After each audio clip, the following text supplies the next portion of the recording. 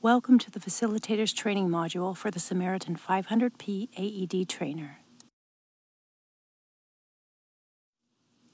This is a Train the Trainer module to teach Halifax Regional Fire and Emergency members how to use the new Samaritan 500P AED. After completing this lesson, you will be able to operate the Samaritan 500P AED Trainer, facilitate training for firefighter medical first responders, troubleshoot problems, perform maintenance on the trainer, and record attendance for training records. This illustration shows the various parts of the AED trainer. You may press pause to have a look through each of these parts, but this lesson will cover the parts individually.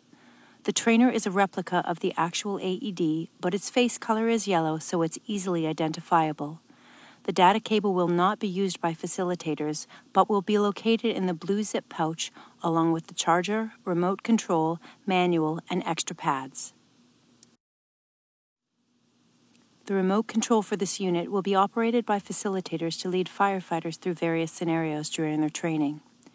Each section of the remote control has different functions for the AED. Power and volume are at the top, scenarios in the middle, and CPR feedback controls at the bottom. We'll cover each of these separately. AED trainers should be fully charged before use. The unit will prompt you when the battery is low, but it will slow in cadence and lower the audible voice when it's low. The unit will take a maximum of 6 hours to fully charge and will provide approximately 7 hours of operation. Please note that if the trainer is not functioning properly, it may require charging. The training model has an internal rechargeable battery. If the trainer does not hold a charge, please contact logistics. The trainer must be manually turned on by the green on-off button. The remote control will not turn the trainer on, but it is able to turn the trainer off. If the unit is The trainer AED Pad-Pak is bright yellow and matches the trainer face.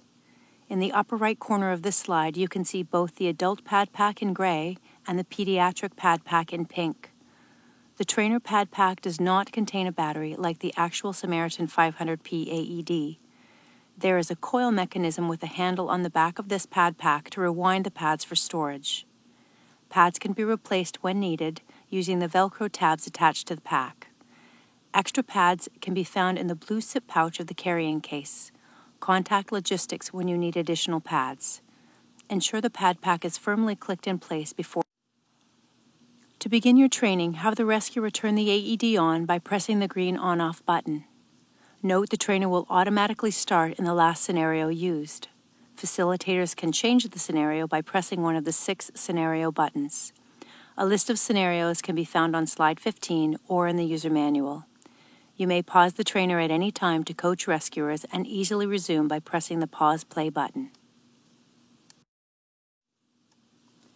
The Samaritan 500P is a public-use AED and will prompt users through basic instructions that should be known to medical first responders.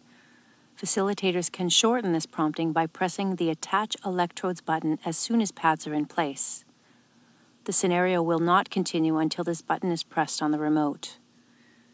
If the pads come free during a scenario, or if the pads are in the wrong spot, facilitators can prompt the rescue to check pads by pressing the Attach Electrodes button.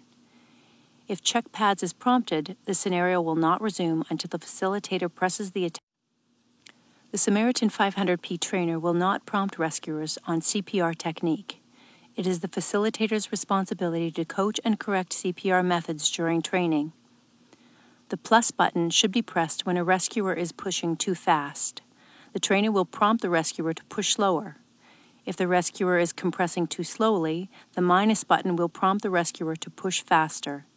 It is important to remember once a plus or minus button is pressed, the trainer will continue to prompt the same message no matter what other button is pressed until the facilitator presses the good compression button.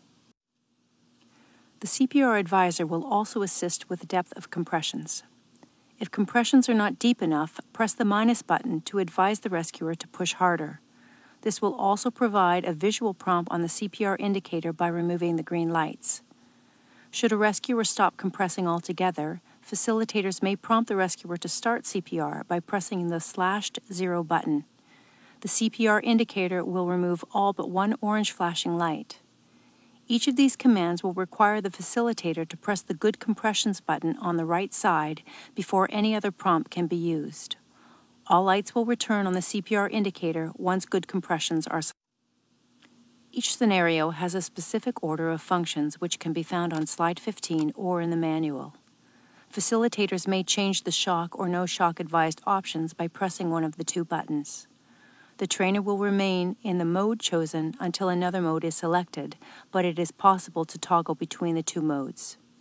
CPR will not be interrupted by pressing a shock mode. The trainer will continue through a full 2 minutes of CPR before analyzing the patient. Rescuers will need to press the shock button when advised.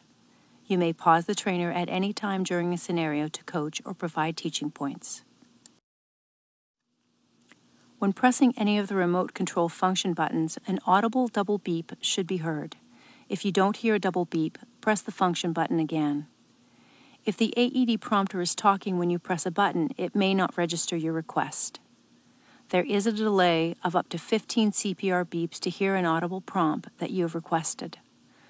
During scenarios 5 and 6, the trainer will play an audible change in sound when it's time to administer ventilations.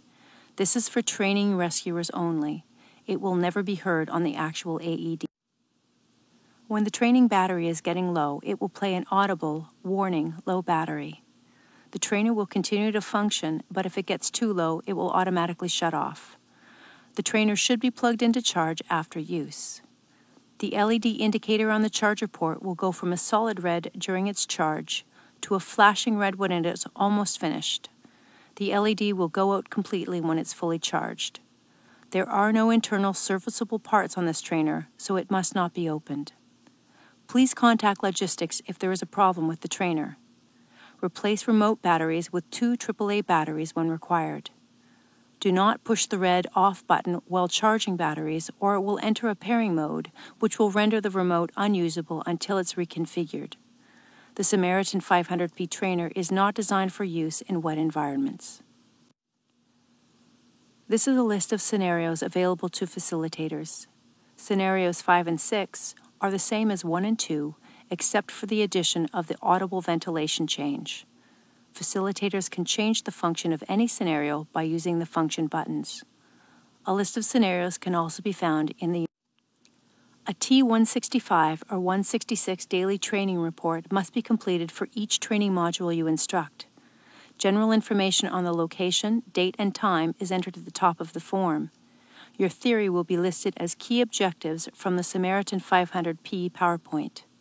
Practical remarks will come from key points and objectives you teach during your training evolution and should include a list of scenarios you use to instruct.